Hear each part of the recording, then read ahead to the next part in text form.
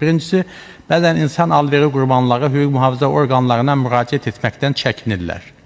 Ya qorxudan, ya da etinadsızlıqdan. Bu da cinayətkarların məsuliyyətdən yayılmasına şərait yaradır. Bu sahədə məlumatın hüquq mühafizə orqanlarına çatdırılması üçün hansı inovativ üsullar üzərində işləyə və tətbiq edə bilərik məsələsi üzərində işlənməsini istərdim.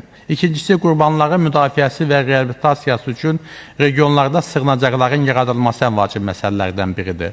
Bu məsələnin elə yaxın zamanlardan başlayaraq həll olunması, büdcə vəsaitinin ayrılması bu işlərə çox böyük töhfə vermiş olardı. Üçüncüsü, vətəndaş cəmiyyəti təşkilatlarının idarə etdiyi sığınacaqların demək olar ki, əksəriyyətinin maddi texniki bazası zəifdir.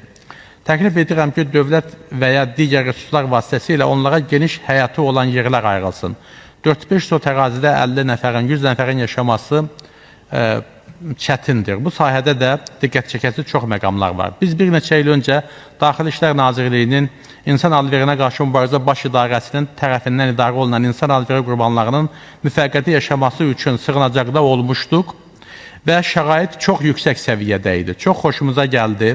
Biz gərək çalışaq ki, ona bənzər şəraiti vətəndaş cəmiyyəti təşkilatlarının idarə etdiyi sığınacaqlar üçün də yaradaq. Təbii ki, bunun üçün böyük vəsait tələb olunur və həmin idarə tərəfindən o təşkilatlara qrantlar ayrılır və bunu yüksək qiymətləndirirəm.